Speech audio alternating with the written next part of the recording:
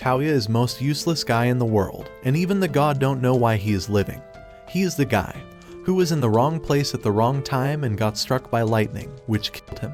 But instead of being upset, he was cool about it. When he arrived in heaven, the god said sorry for the accident. Touya was so relaxed that he forgave the god right away. Impressed by Touya's chill attitude, the god promised to make it up to him by sending him to a new world where he could do magic. The god even asked Touya if there was anything special he wanted there. Touya surprised him by asking to bring his iPhone along. The god agreed and gave Touya the power to use all sorts of magic, including recharging his phone. After sealing the deal, the god did some magic stuff and sent Touya off to his new world, full of magic. Touya wakes up in the woods, completely confused about where he is. He suddenly gets a call from God, who tells him about the map function on his smartphone to help him find his way in this new world. Touya thanks God and starts moving towards the nearest town. As he walks, a merchant spots him and stops his cart. Seeing Touya's strange clothes, the merchant offers him a ride to town, buys all of Touya's rare clothing, and gives him some regular clothes and gold coins in return.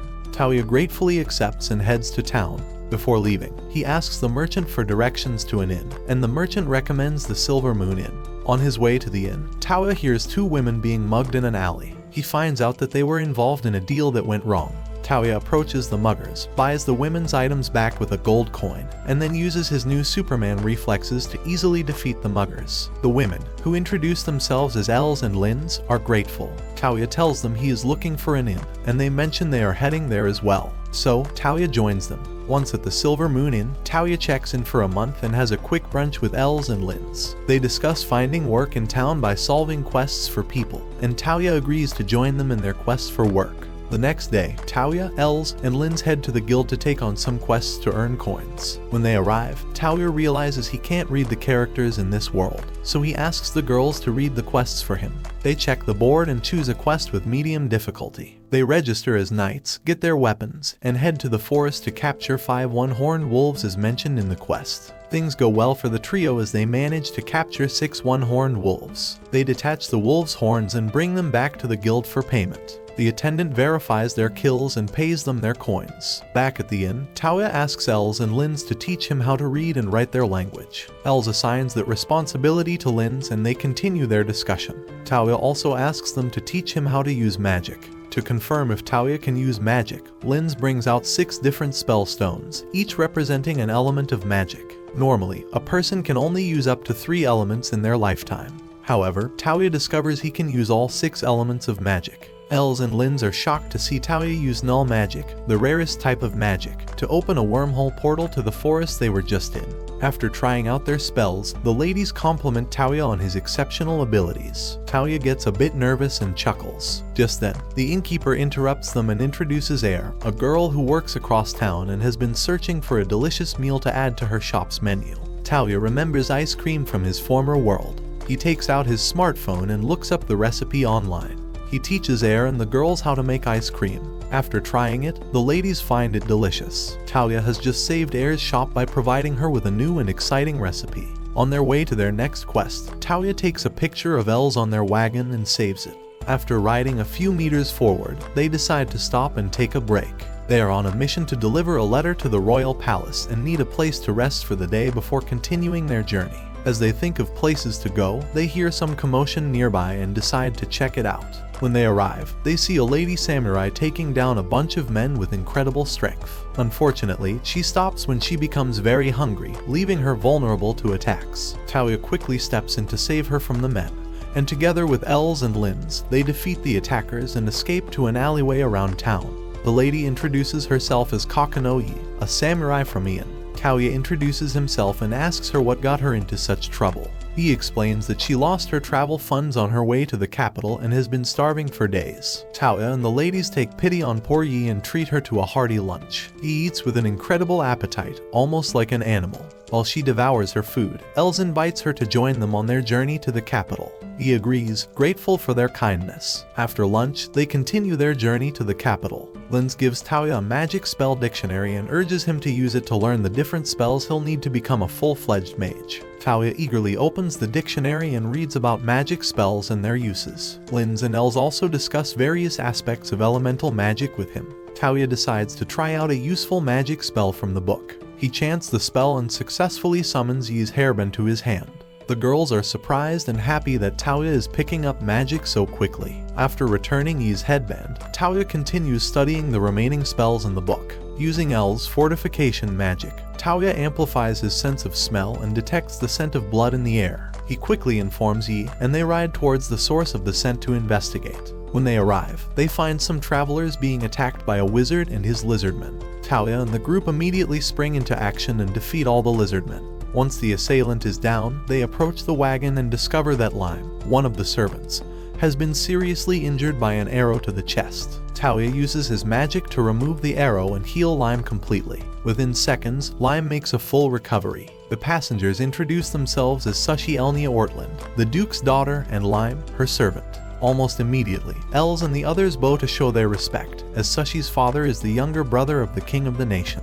After expressing their gratitude, Sushi and her entourage invite Touya and the ladies to accompany them to the royal capital. Touya and his friends agree and follow Sushi and her party to the capital. A few hours later, they arrive at the royal castle. Sushi's father, Alfred, who has been anxiously awaiting his daughter's return, warmly greets Touya and the ladies and expresses his deepest gratitude for saving her. During lunch, Touya asks Alfred if he has any idea who might have been behind the attack.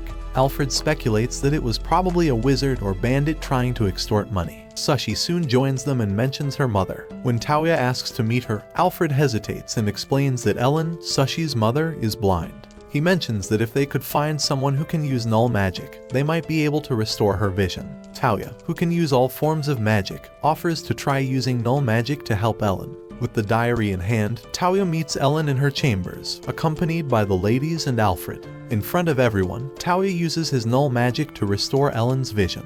For the first time in a long time, Ellen can see her loved ones again. The girls immediately Touya. Sorry guys, I mean girls hug Touya, thanking him profusely for helping Ellen. To show his gratitude, Alfred gives Touya 40 platinum coins. When Touya does the conversion, he realizes that Alfred has just handed him the equivalent of 40 million yen.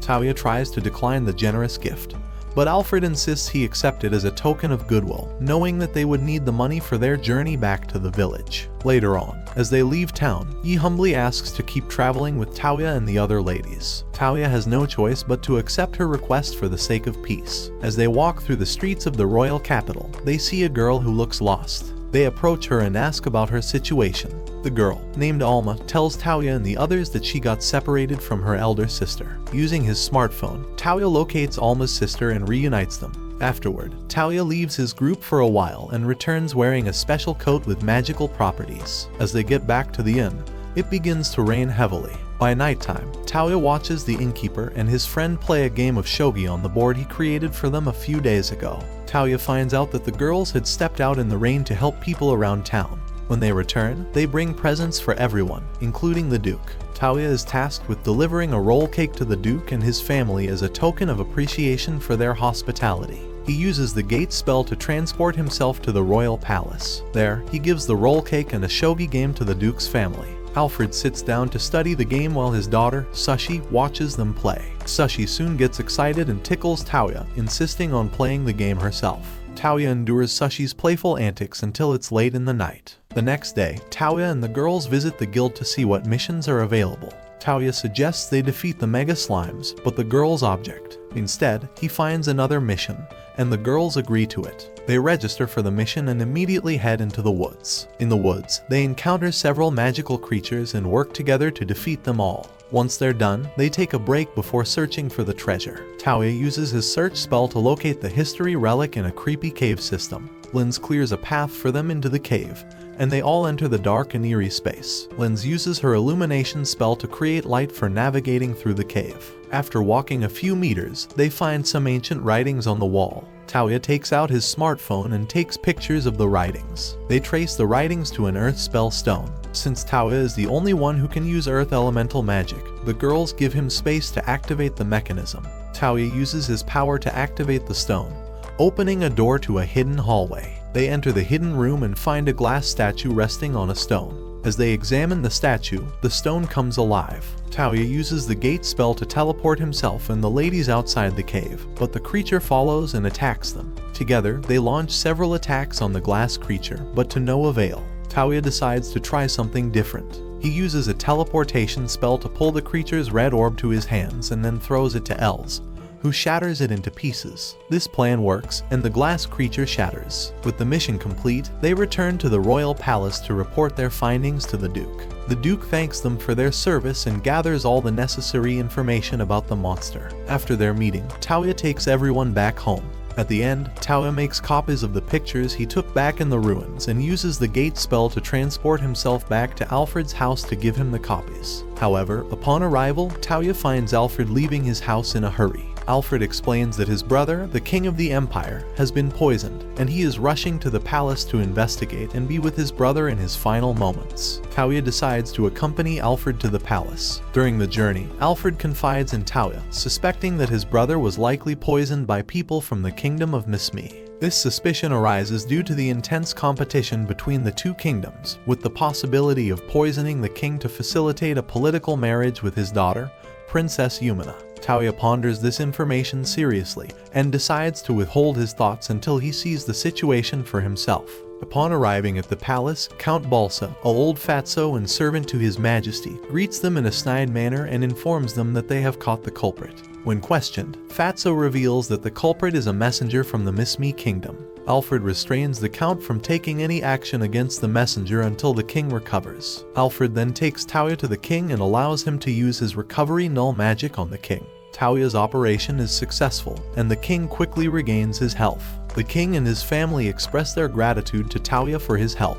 Even Charlotte, the king's mage, admires Touya's abilities, but guys, Touya thinks, "King got very hot mage." He feels some nervousness, but accepting the thanks. With the king back to normal, it's time to find the real culprit. They summon Alma Strand, the ambassador from the kingdom of Mismi, to the palace to explain herself. Touya recognizes Strand as Alma's elder sister and refuses to believe she could be involved. He requests access to the crime scene, where he uses his search magic to locate the poison. Touya then asks the king's subjects and Fatso to be summoned to the crime scene. Upon arrival, Touya informs them that the culprit is among them. Almost immediately, Fatso begins to sweat. Touya takes up the bottle of wine and proves to everyone that the king's glass was the one laced with poison, not the wine in the bottle. Realizing he has been exposed, Fatso attempts to escape, but Touya stops him with his magic and exposes him as the true culprit. Princess Yumina becomes very flustered by Touya's intelligence and can't stop staring at him after he exposes the Fatso. Later, Touya has tea with the king and his family as they discuss matters. Unexpectedly, Yumina announces Touya as her betrothed. Touya is so surprised that he spits out his drink. Yumina's parents immediately approve of their daughter's choice, though Touya tries to talk himself out of the marriage, claiming he's too young. However, the king and queen assure him they can wait until they're both of age before arranging the marriage. Touya reluctantly accepts the decision. After the meeting, Touya receives a call from the god, who congratulates him on his recent engagement. Touya responds with some muttered words before ending the call. Later, Touya tells his friends about his engagement, and Yumina asks to join their group on hunting missions. Despite their initial hesitation, Touya and his team accept Yumina into their group. On their next guild mission, they take Yumina along with them. Yumina summons some wolves to search the forest for yetis. When the yetis appear, Touya and his team use their magic spells to defeat them. After completing their mission, Touya praises his friends, calling them the cutest and strongest girls he's ever seen. After their chit-chat, Touya and his team return to town after submitting the yetis for assessment and receiving their payment. Touya decides to form a pact with a heavenly beast. He summons one resembling a snow tiger and demonstrates his immense magical strength. The snow tiger has no choice but to submit to Touya's call and agrees to complete the pact. It asks Touya to give it a name, and he chooses Kohaku. Now on to the next part. Kohaku asks Touya to allow him to stay near him at all times, but since Kohaku is too big to follow him, he transforms into a white cat. The ladies see the cute white cat and begin playing with it. On their next quest, the ladies are a bit worried as they have to investigate slime monsters. Legend has it that these slime monsters are known for melting women's clothing and exposing certain parts of their bodies, which attracts perverts. This seems like good news for Touya, so he encourages the girls to accept the mission wholeheartedly since they have no choice. As they journey to the location of the slime monsters, Touya and the girls encounter their first slime monster, They proceed cautiously into the building, heading to the in-house library to gather information about the slime monsters. The girls watch their steps carefully to avoid running into the slime molds, while Touya and his pet beast Kohaku fend off the green slimes they encounter. Despite their efforts, the odds are against the ladies, and they all end up slipping and falling into the green slime. The slime monsters manage to rip off parts of the ladies' clothing. Touya uses his gate spell to bring them back to him, but he can't help fixating on their torn clothes, much to the girls' embarrassment, who punch him for his inappropriate behavior. After cleaning themselves up, Touya and the ladies continue moving through the building to find more slime monsters. Along the way, they come across female mannequins whose melons appear to be moving, revealing that they were mimicking a woman's anatomy. The ladies destroy the slime monsters and continue further into the building. As they reach the slime researcher's room, they encounter more slime monsters, but these ones transform into naked females, and being a pervert he is watching them and suddenly his rocket goes to the moon. The ladies quickly cover Touya's eyes and prepare the building for purification by nightfall. They decide to set the entire building on fire to complete their mission. The next day, Touya takes Kohaku for a walk around town. They find Yi petting a little girl who seems to have lost her mom.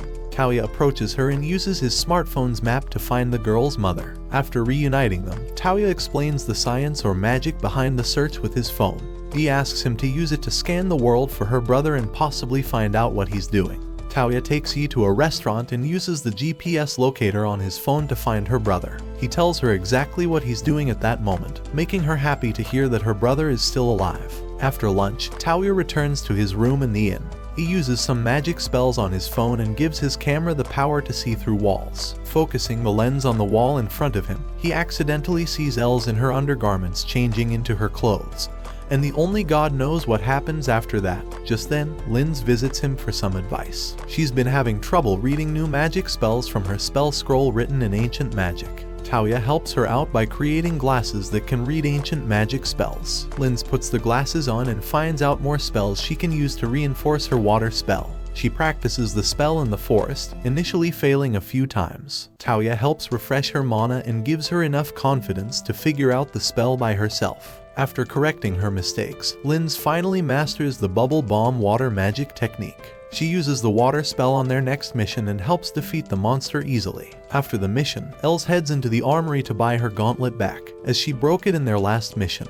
On their way back, Touya buys Elze a nice girly dress and encourages her to put it on. Elze, who initially thinks the dress wouldn't suit her, reluctantly tries it on and ends up looking very hot in that dress. Upon arriving home, they receive a letter from the royal palace summoning Touya to be sworn in as a knight for saving the king earlier. Touya asks if he can reject the offer, and Yumina tells him he can, but he'd have to state a reason for doing so in a public venue. Touya sighs but realizes he has no choice but to go to the palace. Humbly, Touya rejects the king's offer to become a knight, but the king still gives him a mansion as a token of gratitude for helping the royal family. Touya and the ladies go to the mansion to check it out, and upon arrival, Touya invites them to live in the mansion with him.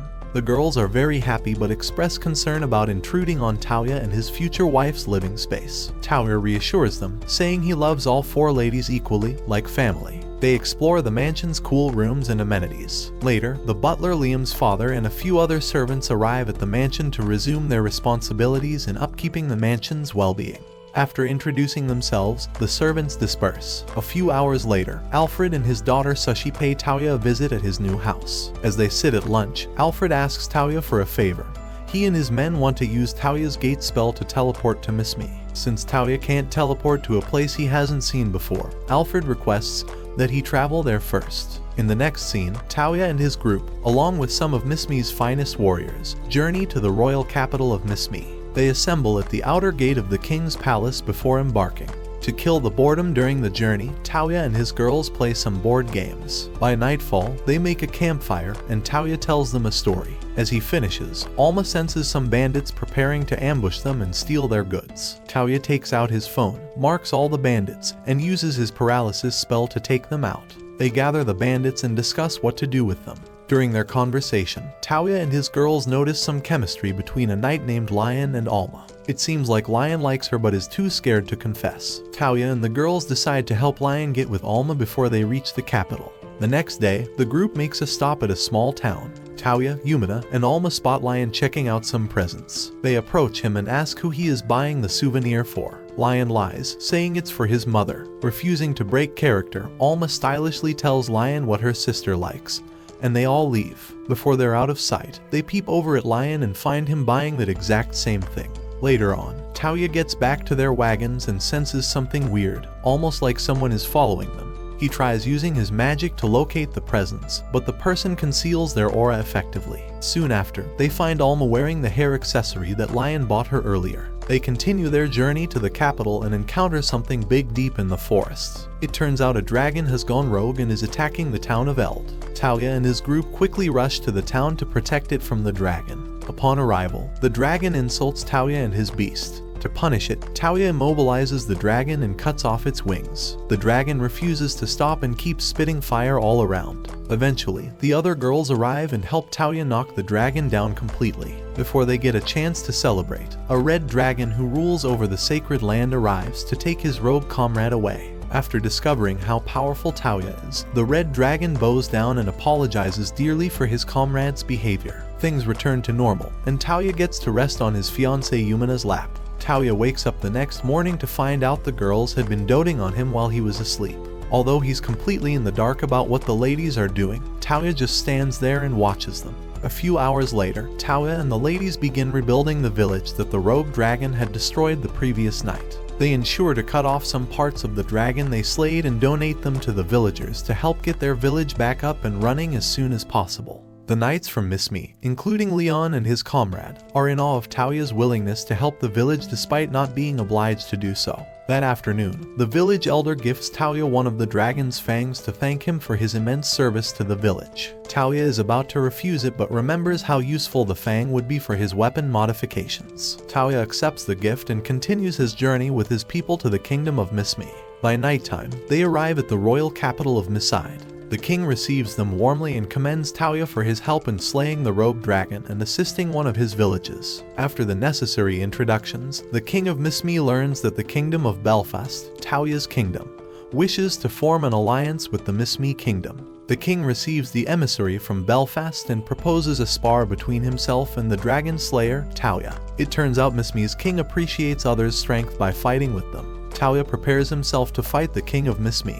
When the fight begins, Touya uses his null magic, Slip, to make the king trip and fall, thus ending the matchup quickly. Clearly, the king can't accept that outcome, so he demands a rematch. This time, the fight between Touya and the king of Miss Me gets serious. Touya tries some spells from his book, but the king appears to be too fast for him. At one point in the match, the king uses his null magic spell Axle, which gives him a massive speed boost to attack Touya. Touya dodges the attack and uses the same Axle spell to give himself a massive speed boost. Both parties immediately disappear as they move at the speed of light, their swords clashing in a blur of motion.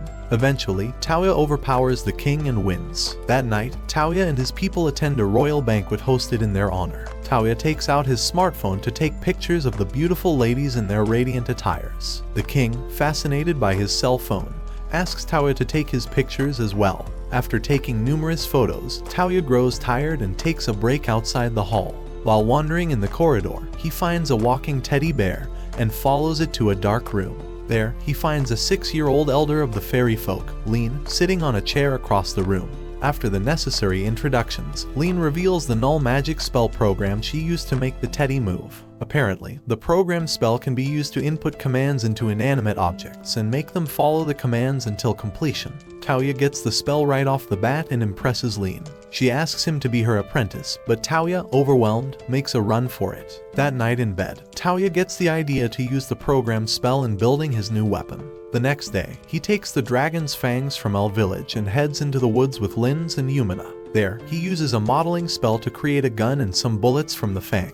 He then uses the program spell to instruct the gun on how to reload automatically. His first few shots are off balance, so he makes a few modifications to increase the gun's accuracy. Linze and Yumina, impressed by his creation, ask for guns as well, so Touya shows them his gun. By seeing his gun, they both firing his gun. I don't guys where this came from. Touya shows him an online catalog and tells them to choose the ones they like. He further modifies his gun to be able to turn into a sword at will. Following their creative session in the woods, Touya and the ladies get back to town. They find a restaurant and prepare to eat some curry, the traditional dish of Miss Yumed. However, before they get in, Touya spots two people watching them. He coordinates with his beast, Kohaku, and uses Axel to speed himself towards the spies. On seeing him, they immediately try to escape. Touya uses Axel again to catch up to them. After knocking them out, he accidentally holds one of his pursuers' chests, and he feels something bouncy, and realizes they've been followed by hot girls with a very good lemons. The girls explain to Touya that they were assigned by the king to follow him at all times. Touya understands and lets them go. He then returns to the restaurant and enjoys the spicy dish, curry. The next day, Touya uses the gate spell to teleport the King of Belfast and Alfred to Miss Umed's palace. In the ending scene, Leen promises to pay a visit to Belfast soon to see her apprentice, Charlotte. Now that his work in Miss Umed is done, Touya teleports himself and the girls back to his mansion in Belfast. Liam and the other servants are there to give them a warm welcome.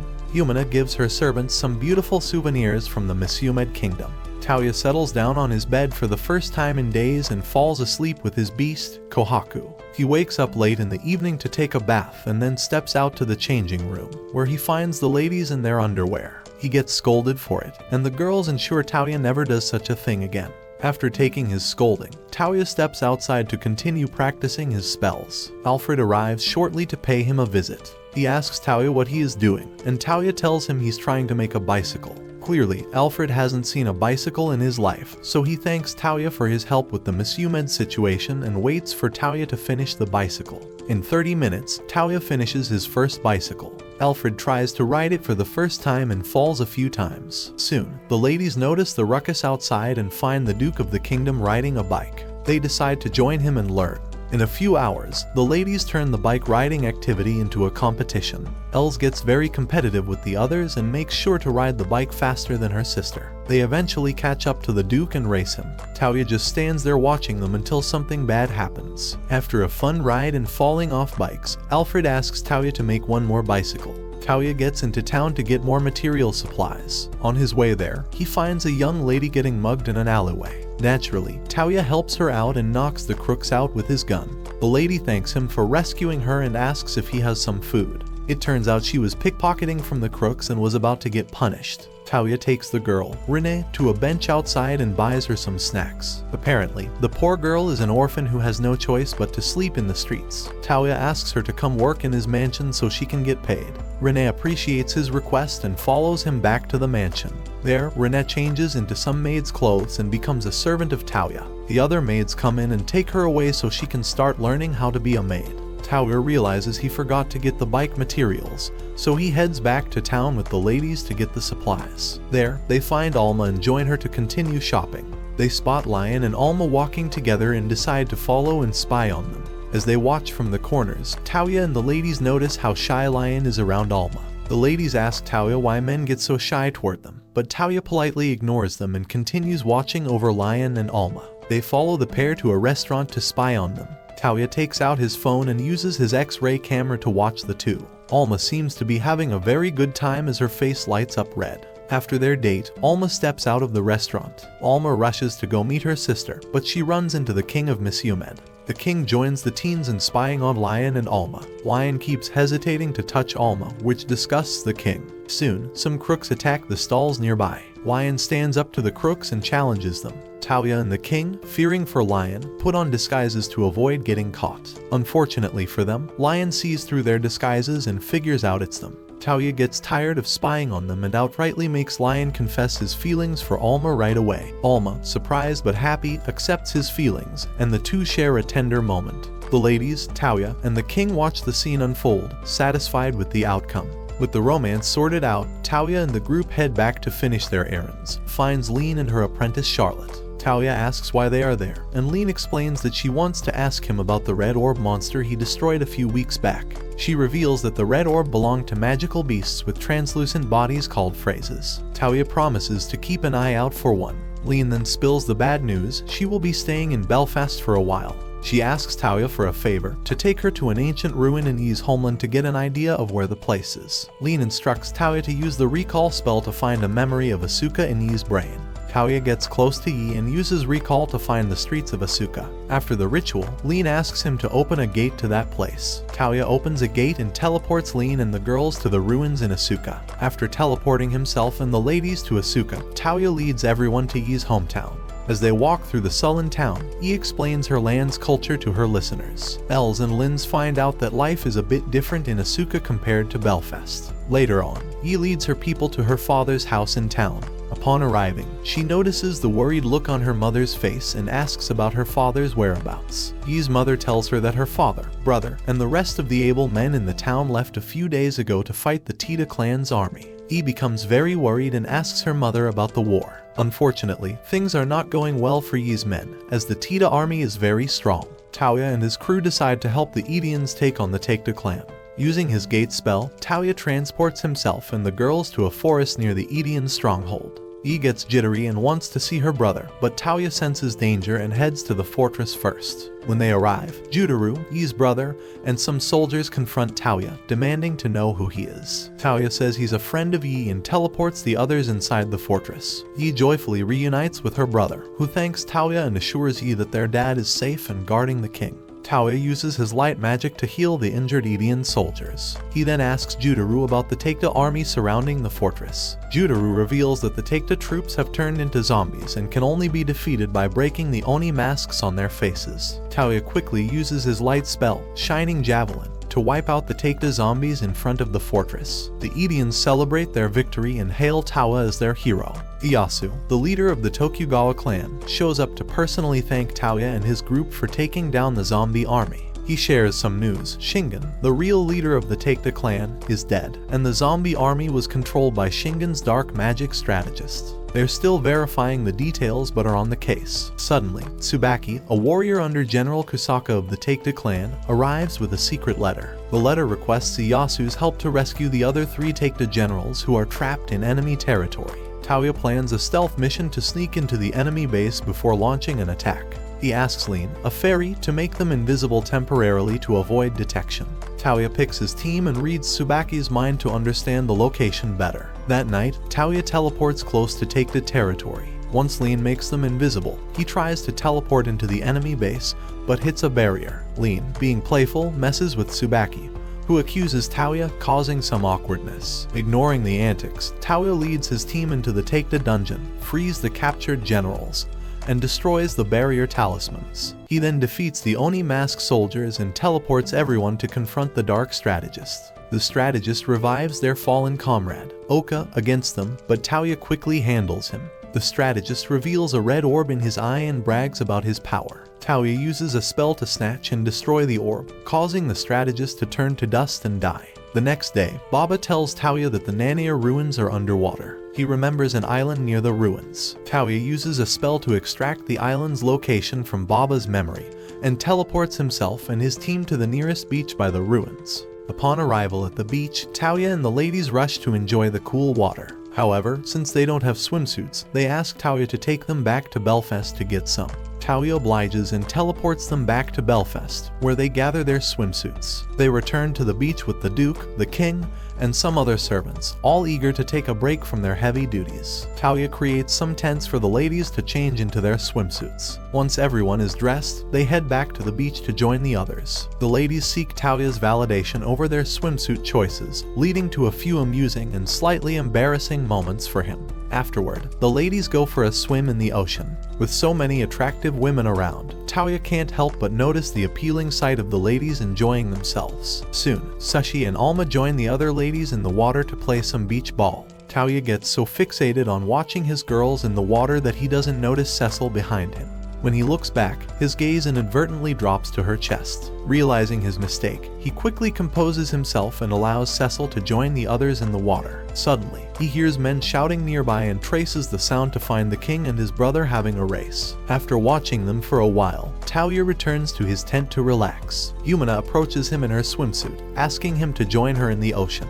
However, Touya, feeling the urgency of their mission, declines, expressing his preference to search for the ruins. Yumina understands and leaves. Shortly after, Leen meets with Touya and teases him playfully. Once she finishes her fun, she reminds Touya that they need to investigate the ruins. Since Leen cannot swim, Touya decides to explore the ruins himself. Touya dives into the ocean but soon realizes he can't hold his breath long enough. Thankfully, Kohaku, His beast saves him before he drowns. After regaining consciousness, Touya and Leen consult Charlotte about a spell that could enable someone to breathe underwater, but Charlotte doesn't recall any such spell. Suddenly, Kohaku remembers the beasts of the Black Monarch. Touya and Kohaku decide to summon the beasts to aid in their quest. They cast a summoning spell into the ground and successfully bring forth the great beasts of the Black Monarch into their world. When the beasts of the Black Monarch arrive, they recognize their old friend Kohaku and ask about his master. Upon learning that Touya is Kohaku's master, they challenge him to a fight to prove his strength. If Touya wins, they agree to form a pact with him. Touya takes out his gun and cleverly programs one of the bullets with an infinitely activating slip spell. As a result, the Black Monarch beasts keep tripping and falling until they give up. Meanwhile, the ladies are playing volleyball a few yards away from Touya. During a particularly intense play, Lin's chest cloth comes off, and even I don't see what is behind her clothes. She quickly puts it back on before Touya notices. After a few hours, the Black Monarch beasts grow tired and surrender to Touya. They agree to his request, shrink their size, and activate a water protection spell on their new master. Touya is enveloped in a protective bubble and heads towards the ocean. On his way to the ocean, the four ladies line up and ask Touya to choose his favorite among them. Flustered, Touya picks Sushi instead, disappointing the other girls. Nevertheless, they accept his choice and join him to play. By evening, Touya reaches the ocean floor and walks under the water as if on land. He enters the ruins and activates a magic circle inside, triggering a teleportation system that takes him to a floating island.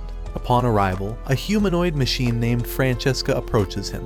Noticing that she isn't wearing anything below her waist, Touya is taken aback. Francesca introduces herself and welcomes him to the 50,000-year-old aerial garden. Touya, curious and somewhat embarrassed, asks why she isn't wearing anything under her waist. And I know you all perverts wants to see what is inside her waist, but I will don't show them. Francesca nonchalantly explains that it is how she was programmed by her master. Touya asks Francesca if she could put something on, and she takes out a skirt and puts it on. He then inquires about the entire place. Francesca explains that the floating island is called the Garden of Babylon and was built by a professor several thousand years ago. She mentions that she is an android built to take care of the garden in her master's absence. During the explanation, Francesca becomes quite forward and keeps suggesting Touya touch her inappropriately, which he adamantly refuses. Touya introduces himself, and Francesca tells him that the island was created 5,000 years ago by Professor Babylon, a powerful mage capable of using all elemental magic.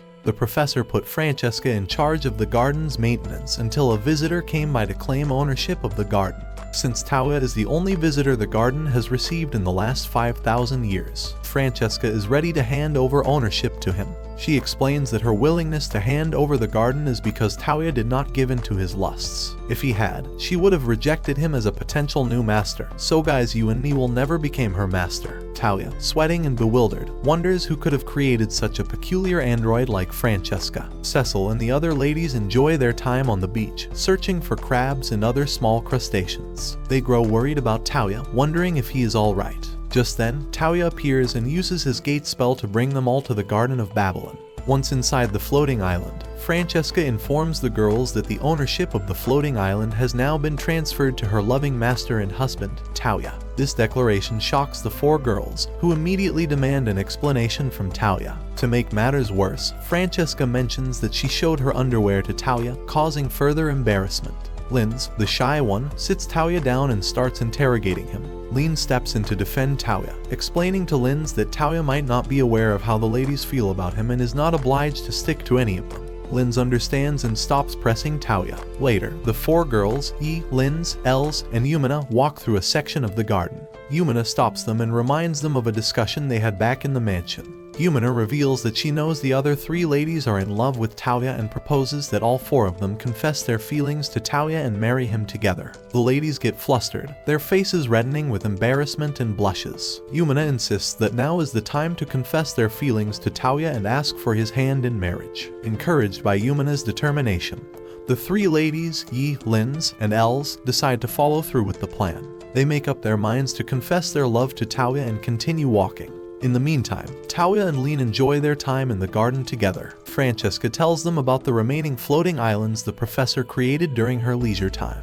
Leen shows interest in the floating library and wishes to learn about the professor's secrets. Later, the other ladies join them and listen to Francesca talk about the other islands. Leen asks Francesca if she can establish a connection with her other sisters, but Francesca explains that her connections with the other islands have been severed. The only way to find the other Babylons is to locate their teleportation circles. Francesca decides to leave the garden and follow her new master, Touya. Touya worries about her leaving the garden, but Francesca reassures him that they will be able to control the garden once he finishes his registration.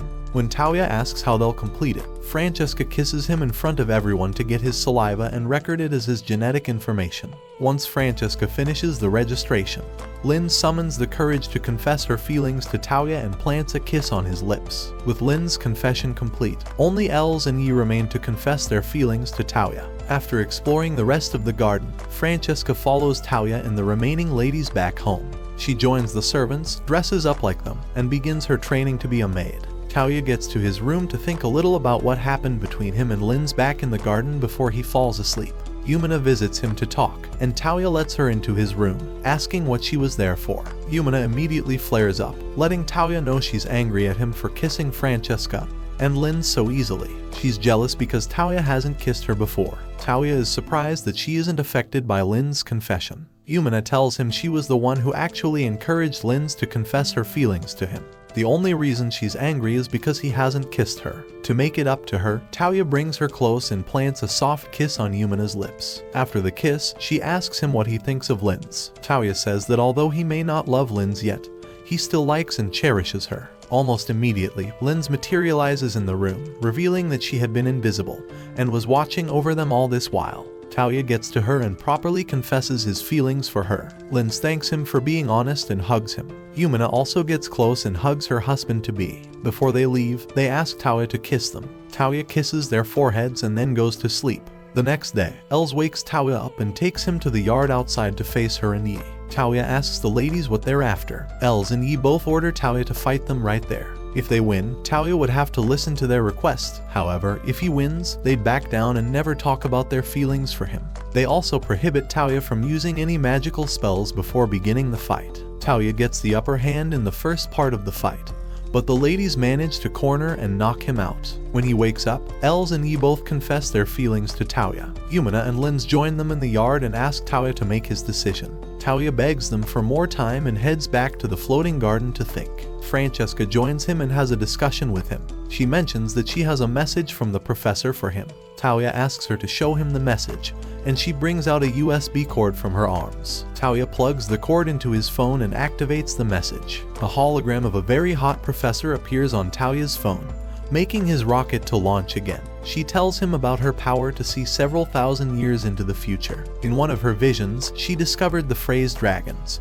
who are hellbent on ridding the world of all living things. When Touya asks where they are now, the professor tells him that the phrases suddenly disappeared. Touya then asks if she knows about his future with the 4 girls. The professor refuses to tell him, instead leaving him to fantasize about what may happen, and ends the message. After receiving the message, Touya teleports himself to the heavens to meet the god. The god is more than happy to see his creation again. Touya asks for some advice on his issue with the ladies. The god summons the Queen of Love in the heavens to give Touya the best advice she can. After hearing the matter, the Queen of Love tells him to get a little selfish and asks the 4 of them to give him time to develop and mature into a man they'll all love and cherish. I mean guys, they're still 16 at best. When I was their age, I was still solving math problems, and tell me in the comments what you are doing right now. Touya gets back to his mansion and tells the ladies to give him time to mature into a real man before getting married. The ladies all agree to wait for Touya, and to end their meeting, Touya kisses all their foreheads before leaving them. Elze goes first but ends up punching him in the stomach. Outside the building, Leen and a few other servants share a good laugh over what's happening inside the room. Touya takes his ladies to their next quest, this time to defeat the mithril golems and take their control orbs back to the guild. Yae tries to slash them with her sword, but her sword breaks. Touya figures out how strong they are, so he teleports them up into the sky and lets them free fall to the ground. This plan works as the golems' bodies crack and become more vulnerable. With that, Touya and the ladies direct the strongest magic attacks in their arsenal and eventually take down the mithril golems. After retrieving the golem orbs, Touya teleports his girls back home. Ren, the orphan Touya saved earlier, warmly greets Touya and his girls. She notices someone absent and asks Touya where Francesca was. Touya suddenly remembers he left her in the garden and goes back to retrieve her. Once they're back, Francesca serves Touya and Leen some tea. Touya apologizes and wishes to make it up to her. Francesca tells him to get her some sultry underwear so she'll forget about his sins. Turns out she was just joking, and Francesca leaves shortly, allowing Touya to discuss with Leen. Leen tells Touya she plans on getting to the other floating islands Professor Babylon built. Touya, who already gave up on finding them, promises to help out. Just then, he receives a phone call from the Maker. Touya teleports himself to the heavens. The Maker called him to ask for a status update on his life. Touya tells the Maker that things are going just fine, and even better than his old life. The Queen of Love stops by and teases him about his recent engagement to his 4 fiancés. As the ladies take a bath in the mansion, Yumina and the girls admire the engagement rings Touya bought and gave to each of them. They express their gratitude to Touya for infusing some helpful magic spells into the rings so the girls don't run into trouble. Blushing over the rings, Yumina expresses her worries. She fears that, given Touya's good nature, some other woman might take advantage of him and cause him to turn bad. They all promise each other to support Touya in any way they can. In the next scene, Yae and Touya venture into town to procure some supplies. As they browse the shops, Yae becomes nervous and asks Touya to hold hands with her while walking. Touya agrees to her request and holds her hand as they continue their shopping. Later in the day, Yumina and Touya visit the king in his palace to announce their engagement. The king of Belfast expresses his joy and eagerly anticipates having grandchildren. However, the queen advises Touya to be prepared to face opposition from those who may not hold him in high regard, urging him to be ready to defend Yumina when necessary. Yumina's younger sister also joins the discussion to greet her elder sister upon their return home. Touya inquires if there's a possibility of him becoming king once they are married, but Yumina reassures him not to worry about such matters for now. Instead, Touya focuses on achieving success to earn the respect of others. He decides to build a men's and women's hot spring at the local inn to attract more customers. To test out the hot springs, Touya invites his family members and some elderly individuals to try them. As the ladies and men enjoy themselves in their respective sections, Yumina and the girls engage in a conversation about the moments they realized they were in love with Touya. With blushes and embarrassment, they share their experiences, concluding that Touya is the man of their dreams. As they laugh over their feelings, Francesca, who was taking a bath outside, starts climbing the fence to get to Touya's side. However, she is shocked by the paralysis spell on top of the fence, causing her to fall back into the women's section. Meanwhile, Linze barges into the men's side of the hot springs to inform Touya that she has found the location of the next Babylon floating island. Touya and the ladies head east of Miss Smee to the Rabbi Desert to locate the ruins of the second floating island of Babylon. While Touya seems indifferent about finding the island and wishes to return home soon, he acknowledges that they may need the power of the second Babylon if the Phrasal monsters were to return to Earth in his era. As they peer towards the desert, they spot a UFO attacking some people on the sand. Touya and the others quickly halt their journey to assist them. They confront the UFO and provide enough time for the people on the ground to escape, but their magic attacks seem ineffective against the powerful object. Just then, Touya's old friend N makes a rather surprising appearance. After the necessary greetings and exchanges, he gets on the UFO and destroys it. Touya is surprised and asks him how he managed to destroy such a thing, and tells him that he simply hit it with a magic frequency similar to its own, and explains further that the UFO probably slipped into Touya's world from another dimension, and that the multi-dimensional net keeping the worlds separate was starting to weaken. After finishing his explanation, N takes his leave shortly thereafter. Touya and his ladies serve the adventurers some water to quench their thirst. Their leader, Rebecca, explains that she and her partner rescued some girls from their slave masters and were seeking to take them to greener pastures. Touya asks them where they wish to go. Rebecca tells him they first need to remove the enslavement collars on the girls' necks so they can truly be free. Touya smiles and uses the Aort spell to remove the collars from the slave girls. Yumina steps in and tells the girls to follow them to Belfast to make a living. Everyone agrees, so Touya teleports them to Belfast. Upon returning home, Leen asks Touya about End. It turns out Touya found End when he was out buying the engagement rings. He had helped End pay for his stuff as he couldn't pay with an old coin he had. Leen becomes suspicious of him and tells Touya to be very careful about him. The girls ask Touya for an explanation about the thing they attacked earlier. Touya tells them about the Fraza and their history with Earth. He also explains that it's possible the Francesca they fought earlier that day was from another world. Touya then asks Francesca if there was anything the professor built to fight the phase monsters. Francesca tells him there are such things, but they're only stored in the next Babylon. Excited, Touya immediately teleports himself and the ladies to the Rabbi Desert. Leen uses magic to expose the invisible barrier around the ruin and allows Touya to enter first. Inside, Touya reaches the magic circle and activates the teleportation mechanism.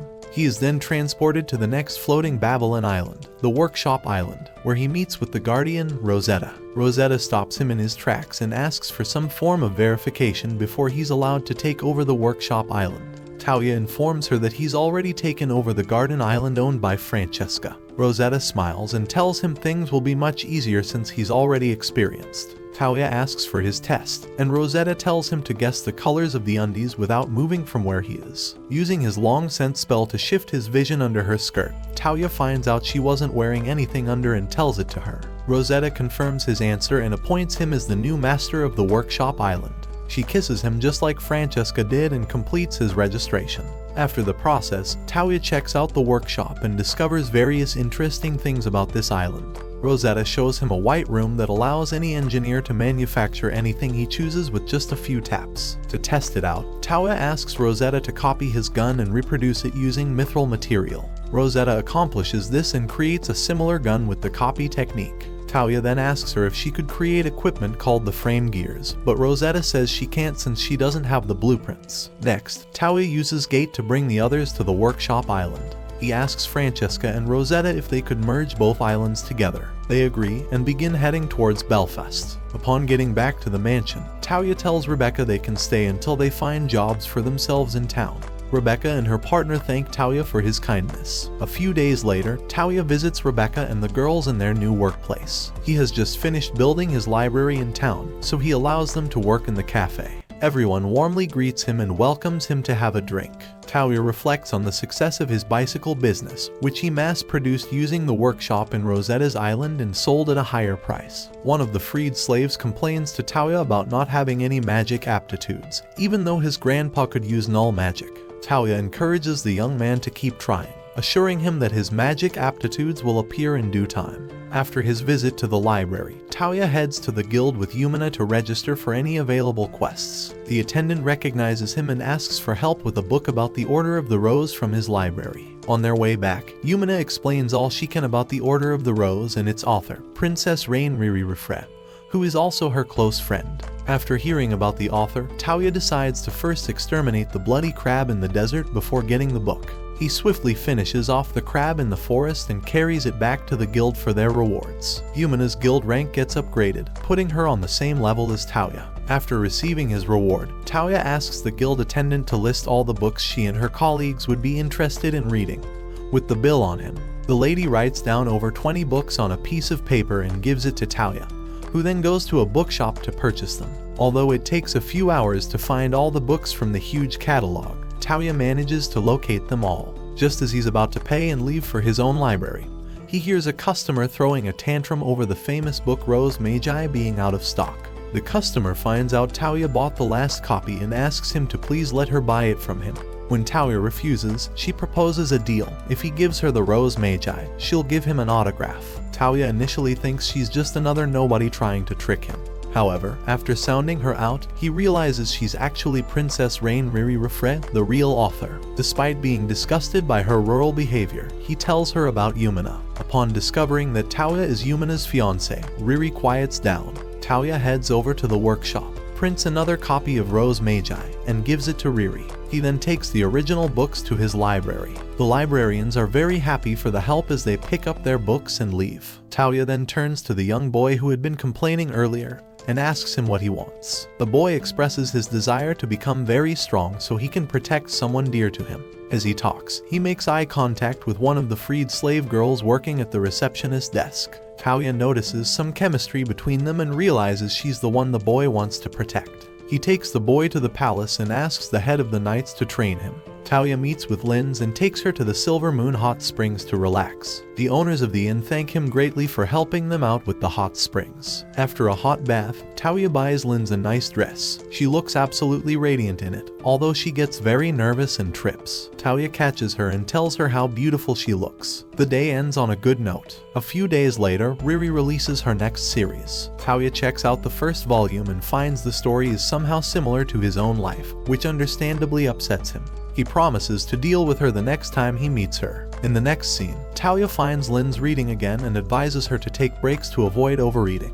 Linze thanks her fiancé for his kind words and gives him the list of books the library needs. Touya takes the list and heads to the Empire to get the books. Upon arriving at the Empire, Touya finds it in ruins and races toward the palace to figure out what has gone wrong. On his way, he sees the army attacking a local policeman and quickly rescues him, learning that the army general may be staging a coup. Touya hurries to the palace and hears a lady screaming nearby. He locates the sound and rushes to save the emperor's daughter, Lucia, from certain death. Lucia falls in love with him immediately after seeing his beautiful eyes. Soon after, her guard, Carol, arrives and thanks Touya for saving her. Touya explains that he used teleportation magic to come to the Empire to buy things for his shop. Hearing this, Carol begs him to teleport them to the Emperor's bedchamber to check on him. When they arrive, they find the army general, Bazar, standing over the unconscious body of the Emperor. Touya introduces himself and demands an explanation from Bazar, who claims the Emperor fell dangerously ill and couldn't be allowed to rule anymore. Knowing this is a lie, Touya presses for the truth. Bazar reveals his plan to wage war against the three allied nations, Rafris, Belfast, and Mismead. Touya dares him to try, knowing the power of the three nations. However, Bazar has an ace up his sleeve. He uses his magic to summon a devilish beast he has made a pact with for the past 20 years, revealing the source of his power. Bazar is wearing two bracelets, one that repels magic attacks and another that repels physical attacks. The beast can also nullify magic attacks, making it a formidable opponent. Realizing this isn't a fight he can rush into, Touya retreats and teleports himself, the Emperor, Lucia, and Carol back to his mansion in Belfast. Touya explains his ordeal at the Empire to his fiancés, who all wonder how they could face such a strong opponent. Touya reassures them not to worry, as he has a plan to take down General Bazar. After their short meeting, Touya introduces Lucia to his fiancés. When Yumina introduces herself as Touya's fiancé, Lucia frowns, and Yumina catches her reaction, leading to a challenge between them when Touya is gone. Touya requests a meeting with the King of Belfast and explains the situation in the Empire to him.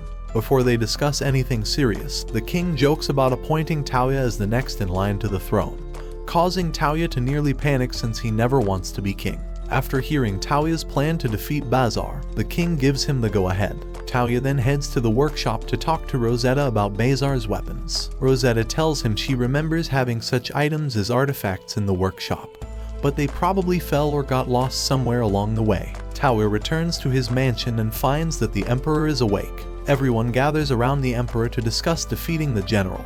During the discussion, Lucia asks Touya to help her find her brother using his magic spells. Touya uses recall on Lucia and gets a picture of her brother. After obtaining an image of her brother, Touya recognizes him and traces him using his smartphone. The Emperor recalls that area as General Romeo's mansion. Thankfully, the Imperial Prince is safe, and Touya moves on to the next mission at hand.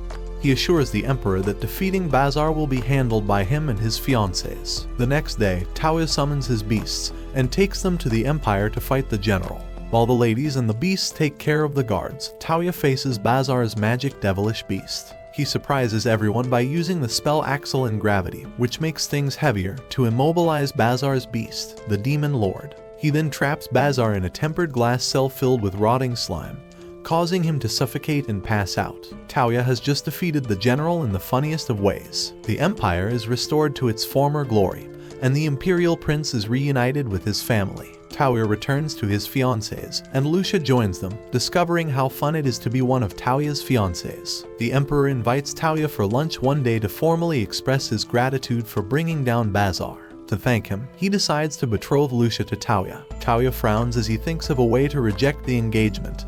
However, Yumina speaks for him and accepts the proposal on his behalf. Touya is left with no choice but to accept his new fiancée into his household.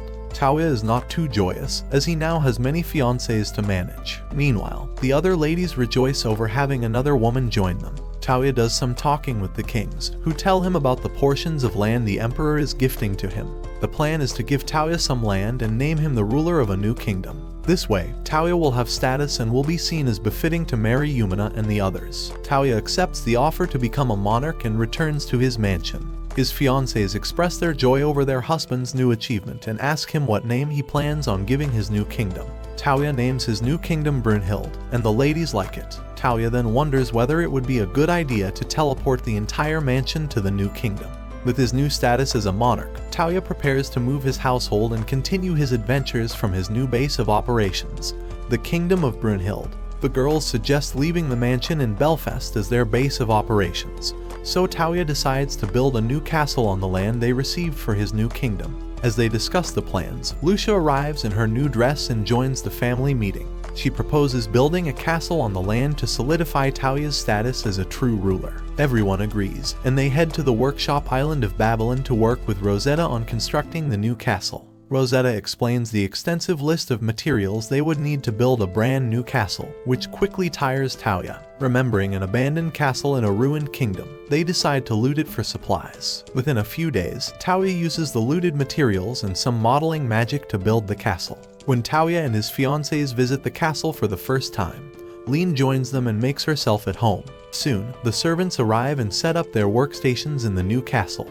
To facilitate easy transportation, Touya builds a teleportation portal between his new castle and the mansion in Belfast. He and Rinat test the portal and find it working perfectly. Upon returning to the mansion, Touya discovers that he has been summoned to the king's palace. At the palace, Touya meets with Rick Riffre, the ruler of Riffre, who has heard about Touya's new kingdom and wishes to visit his new castle along with the king of Belfast. Touya takes them to his new castle and allows them to explore freely. While thinking about indoor recreational activities to add to the castle, Touya worries that his fiancées might destroy them all in their excitement. Nevertheless, he decides to create various recreational facilities, including a spa, for everyone to relax and enjoy. Later in the day, Tsubaki visits Touya and asks to serve under his leadership. Touya inquires about the Taikta clan, and Tsubaki explains that they have already separated. She narrates that the new lord neglected the populace, leading to their lands being taken away by powerful nations. With no land to their name, Tsubaki thought she could bring her remaining people to live in Touya's new kingdom.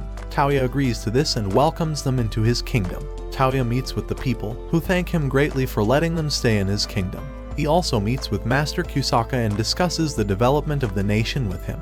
With that, Kusaka becomes Brunhild's urban planner. In a few scenes, Brunhild evolves from just a castle to a burgeoning town with houses for its new citizens. Touya's magic expedites the construction process, allowing him to build structures in minutes. Lucia has a difficult time adjusting to her new life as Touya's betrothed. She expresses her concerns to the other ladies, who reassure her that she'll soon get used to it.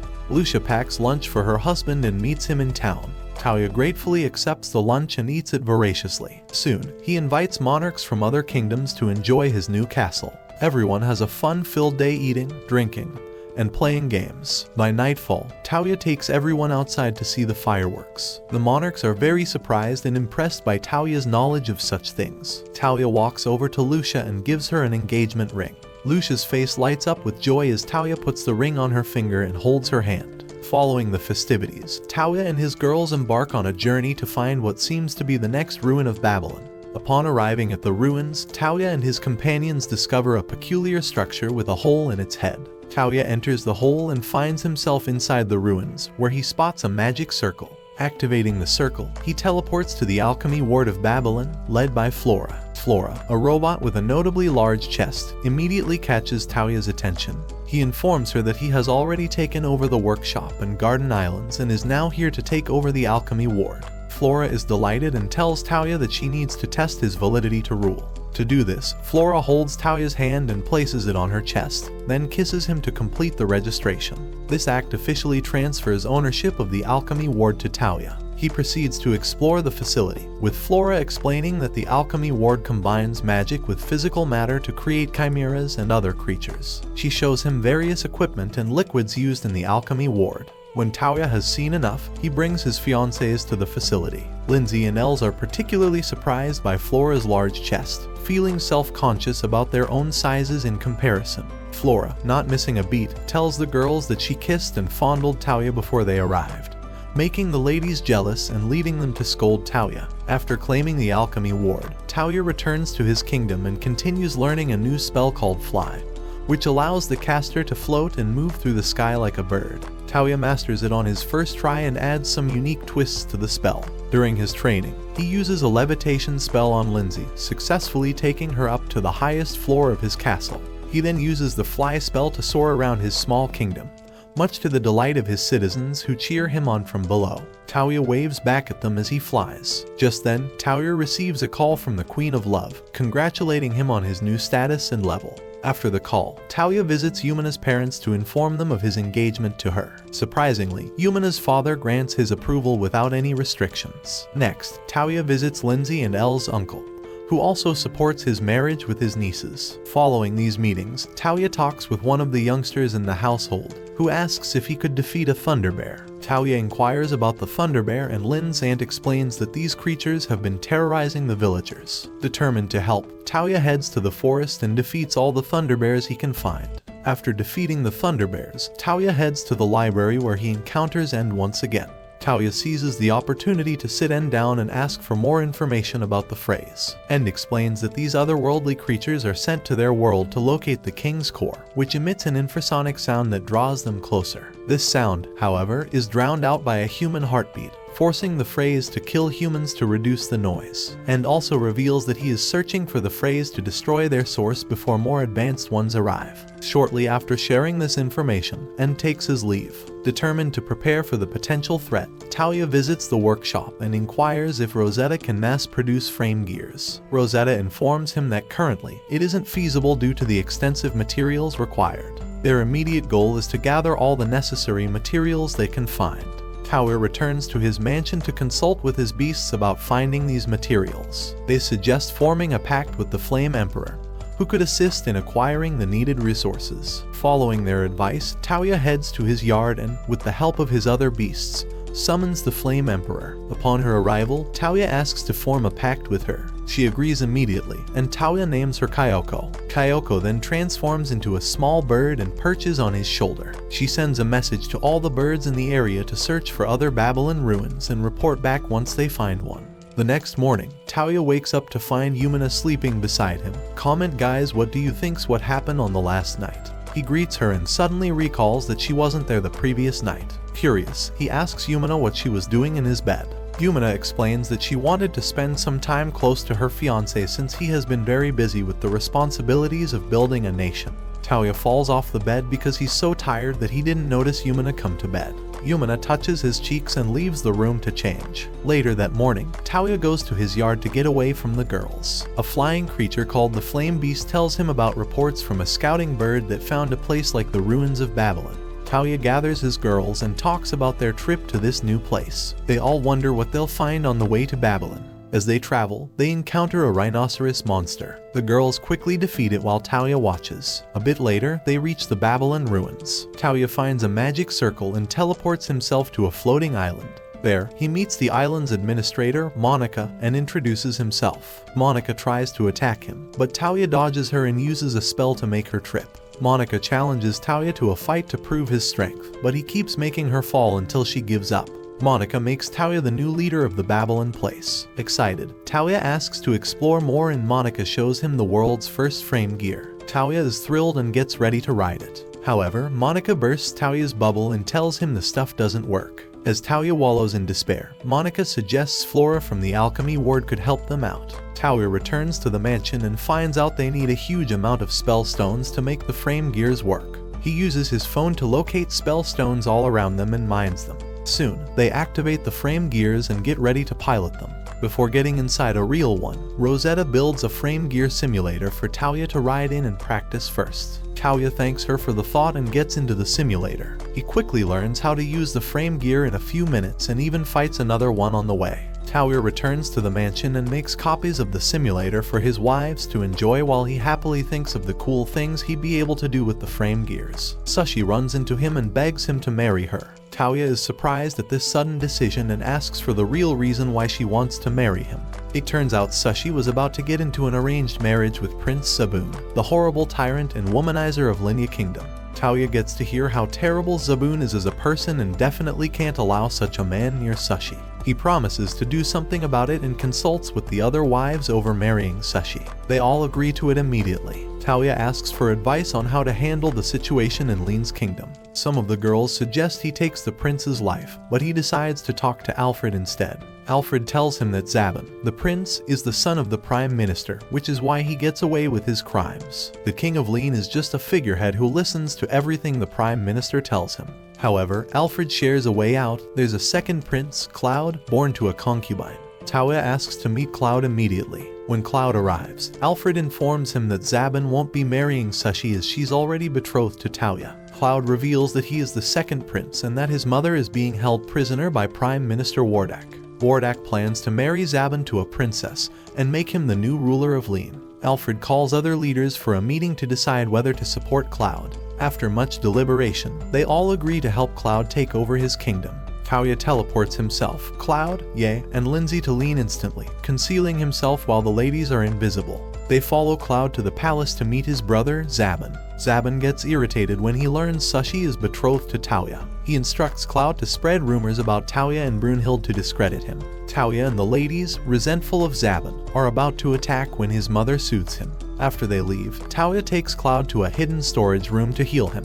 Touya frees Zabun's slave and hides her, causing Zabun to panic. They overhear Wardak and his sons planning to use Cloud to wage war on nearby nations. Touya plans to infiltrate the palace later on. By nightfall, Touya teleports himself, the girls, and Cloud to the tower where his mother is being kept. After a joyful reunion with her, Touya takes them back to Belfast with him.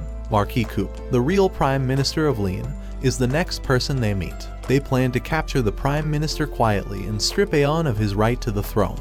Touya cooks up a plan and gets right to it. The next day, Touya makes himself invisible again and slips into the Leen palace. Wardak doesn't take the news of Cloud's mother's disappearance lightly. He orders his guards to keep searching through the palace to find them. Touya manages to get into the same room as Wardak and the king's wife while invisible. He takes out his phone and records their plan to overthrow the king and eliminate his bloodline, making Zabun the king. After gathering evidence, Touya shows it to his girls, Marquis, and the king of Leen himself. The king calls a meeting with his officials to announce his successor to the throne. Wardak and the king's wife are present to hear the news. However, the king surprises them by appointing Cloud as the next king of Leen. Zabun, Wardak, and the king's wife challenge his decision. The king calls Touya to the stage to present his evidence. Touya plays the recording in front of everyone, exposing their treason. As punishment, the king sentences them to the death penalty and leaves the matter in the hands of the new king.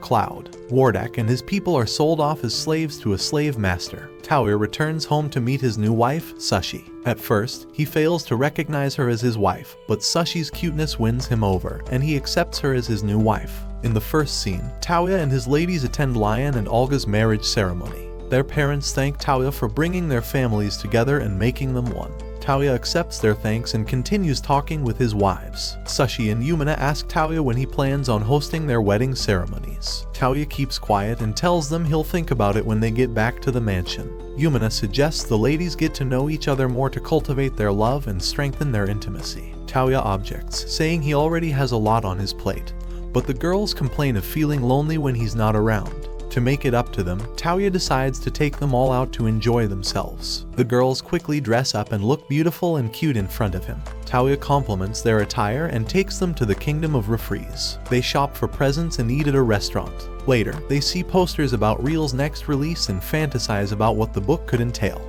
However, they get mugged by some hungry crooks. The ladies take care of the crooks, and they continue their journey. By evening, Touya admits he enjoys spending time with all his wives, so they pull him to their next destination. On their way, they encounter Sashi, who they seem to have forgotten about. She throws a tantrum and makes Touya promise to take her along on their next date. The next day, Sashi gets to go out with Touya. After a whole day of enjoying themselves, the duo sits down on a lawn somewhere around Brunhild. Sashi reminds her future husband about all the good things he's been able to achieve in such a short time. Touya feels pretty good about himself as he thinks about his achievements. Soon, he receives a transmission from Flora telling him she's already finished extracting the ether liquid from the stones. In a few moments, Touya gets to the frame gear with his ladies, and Yae rides it for the first time. Touya is next in line, but Elze beats him to it in the next scene.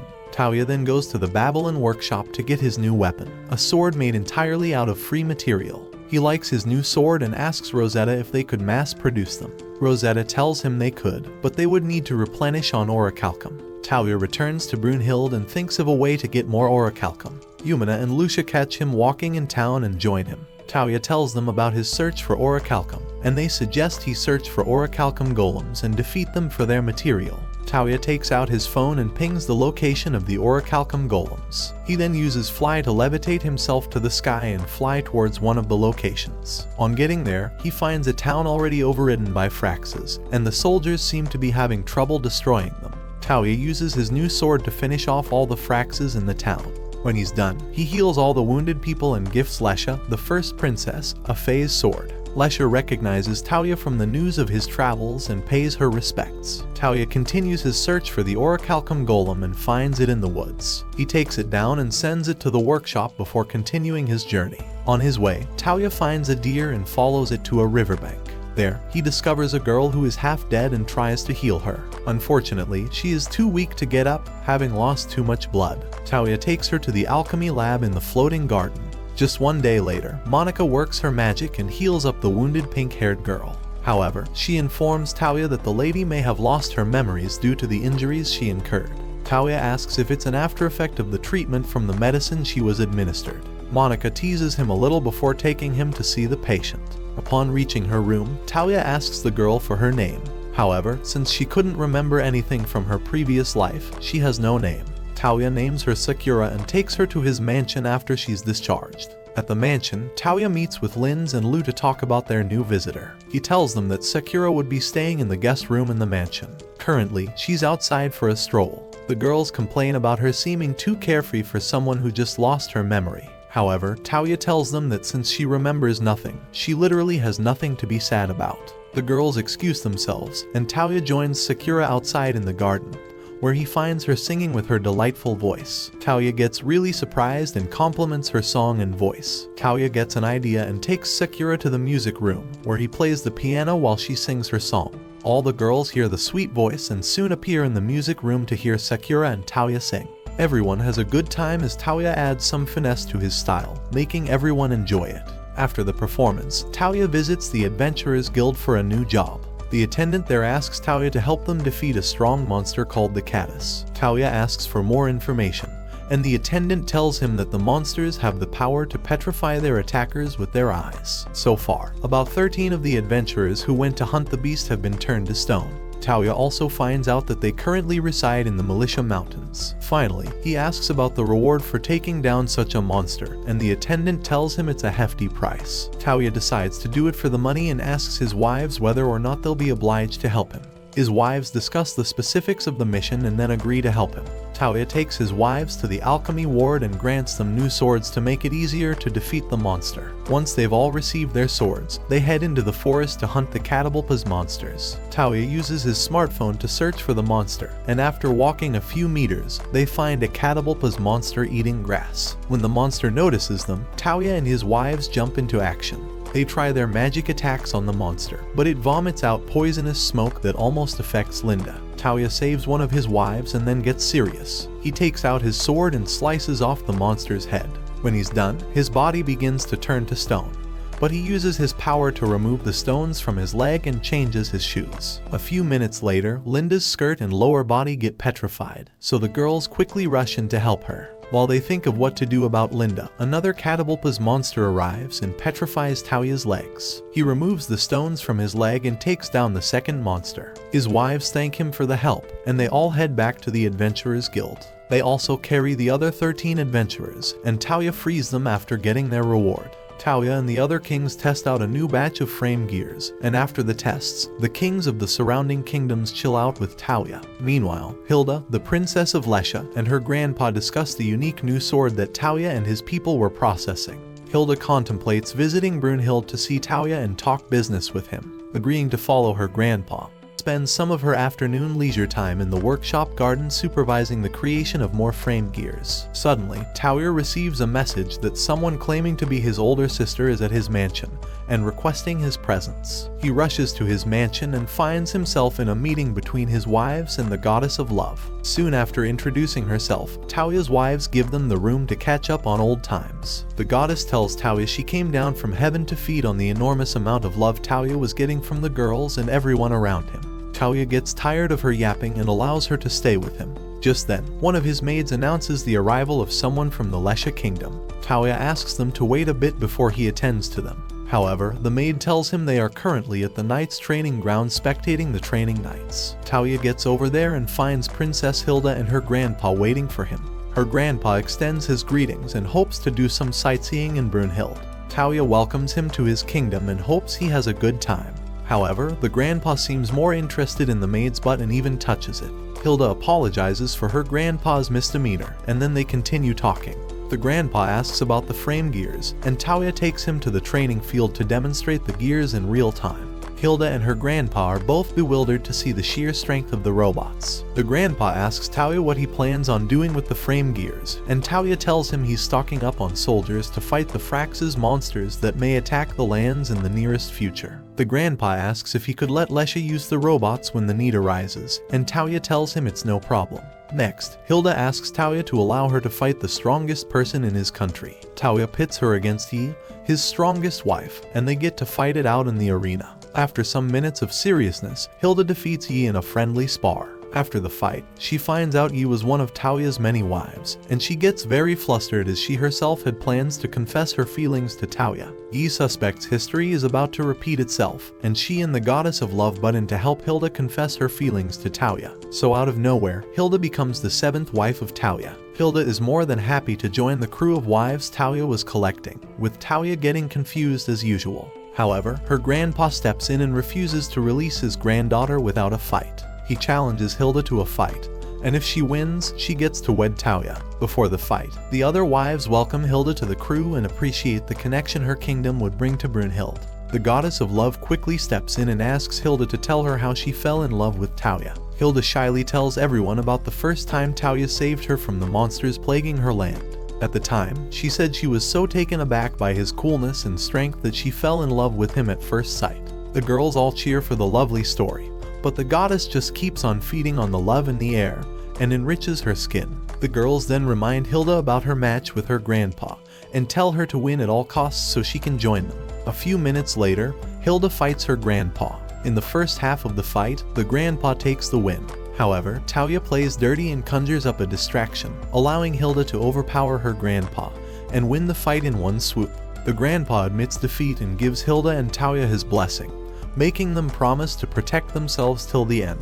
After the fight, Hilda bows down in respect to the new life she's about to enter. They talk about Touya's parents, wondering who they all are. The goddess steps in and tells them not to pressure Touya too much. He'll tell them about his family when he feels ready. In the meantime, she tells them about Touya's first love as a boy. The girls all blush with joy after hearing the goddess's story. Meanwhile, Touya gets sick from the flu, and while he's with Sakura, he gets a report of an abandoned ruin of one of his floating gardens found around Lesha, Hilda's kingdom.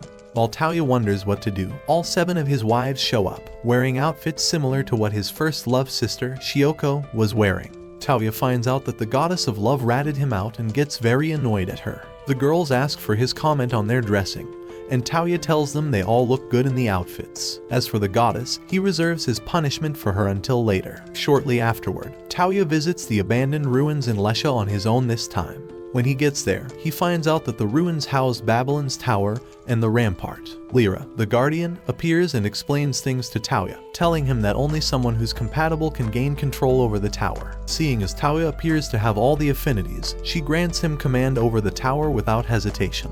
Then she leads him to the administrator of the tower, another lady who was busy sleeping by a bush. Touya asks Lyra to wake Lady Pamela up, but she doesn't budge. Lyra borrows a hot kebab and uses it to draw Pamela out of her slumber. Pamela wakes up, eats the food, and demands more food and some shelter before she can truly become Touya's servant. Touya tells her that's not a problem, so she proceeds to complete the registration process by planting a kiss on her master's mouth. After the registration is complete, she asks for more food, and Touya gives it to her. Then she continues her stuff and gives Touya over to Lyra, who also kisses him to complete the registration. Once the registration is complete, Lyra transfers ownership of the rampart to Touya. When they're done with the transfer of ownership, Lyra and Pamela show Touya the reactor that converts air and water energy into magic energy. Pamela falls asleep as usual and leaves the Turing to Lyra. When they're done, Touya teleports his wives to the rampart for some sightseeing. Lyra recounts all of Touya's wives and finds out Sue is missing. Just then, his beast requests a gate to deliver an urgent message to Touya. Touya lets him into the room and finds out that the Queen of Belfast had already been put to bed. Touya quickly opens a gate to the palace and finds the king fiddling in joy over his bouncing baby boy. He asks Touya to give that baby a name, and Touya names it Yamato. The king loves the name and raises the baby up high in the sky. The baby begins to cry, and the king rushes back to return the baby to his mother. That evening, the girls get a day off on vacation. They gather around the bathhouse to cool off and talk about the upcoming celebration for the new heir to the kingdom of Belfast. While they discuss, they wonder how their own children would look like. Eventually, right outside the bathhouse, Touya hears from his administrators that his destiny is to have up to 9 wives. Touya gets very flustered as he's already having trouble keeping 7 women happy, and even his servants begin to contemplate getting married to him. Touya is stupefied. Later on, the girls dress up and line up in front of Touya, asking him to tell them what he was discussing with his servants. Touya tries his best to stop Lyra from spilling the beans about him having 9 wives, but they all push him away, and they hear the entire thing from Lyra. After finding out their husband may have more wives, they get very surprised. Linda asks her husband to get them back to the mansion so they can discuss his punishment properly. At the mansion, the girls have a little discussion and decide to let him live. However, for trying to keep things from them, they sentence him to give them a kiss on the lips as restitution. Touya gets very shocked and tells them to finish preparation for the prince's naming. After that, he'll kiss them all. The girls agree with him, so they continue the preparations. Later that night, Touya and the others enjoy the fireworks and serve commoner food to celebrate the prince's birth. Touya feels very grateful for everything he has and begins kissing the girls. Sashi, Lu, and the others take it pretty well. However, Hilda faints from the cringes, and Yi, along with Elze, each punch Touya to the sky once he's done kissing all his brides. They then get to see the last of the fireworks and enjoy their night. They find Lyra with an orb that could see the future and ask her to see their master's future. So, that's it for today's video. Comment guys part 2. If you want the next part, tell me in the comments. For now, watch the following video and I will catch you in the next one.